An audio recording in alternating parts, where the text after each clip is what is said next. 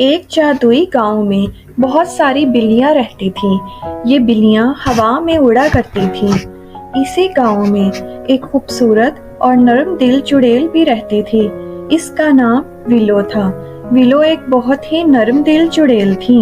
एक दिन वो जंगल के ऊपर से गुजर रही थी कि उसकी जादुई छड़ी जंगल में गिर गई। विलो बहुत ज्यादा परेशान हुई और अपनी जादुई छड़ी को ढूंढने के लिए जंगल में चली गई। जंगल बहुत ही गहरा, डरावना और अंधेरा था। विलो अपनी छड़ी को तलाश कर रही थी कि अचानक उसे एक गिलहरी मिली। गिलहरी ने उससे पूछा कि तुम यहाँ क्या कर रही हो? तो विलो ने बताया कि उसकी जादुई छड़ी खो गई है। क्या वो उसकी मदद कर सकती है छड़ी को ढूंढने के लिए? गिलहरी ने कहा कि वो खरगोश को झाड़ियों से निकालने में उसकी मदद करें, जो पिछली रात के तूफान में झाड़ियों में फंस गया था। विलो ने आगे बढ़कर झाड़ियों को हटाया और खरगोश को झाड़ियों से आजाद किया।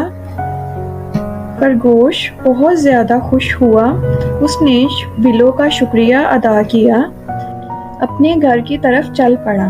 उसके बाद विलो के पास एक परिंदा आया।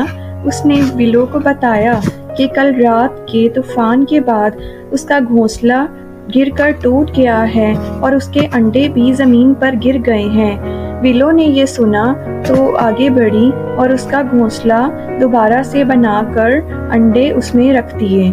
इसके बाद झाड़ियों में से एक हेजहॉग निकला। इसने विलो को बताया कि बेरीज की खुशबू की वजह से वो अपने घर से बहुत दूर आ गया है। क्या वो उसे उसके घर तक पहुंचा सकती है? विलो ने उसे उसके घर का रास्ता बताया। ये सब देखकर गिलहरी बहुत खुश हुई। उसने विलो की जादुई छड़ी उसे दी और कहा कि उसे अपनी नरम दिली की वजह से इस छड़ी की ज़रूरत नहीं है।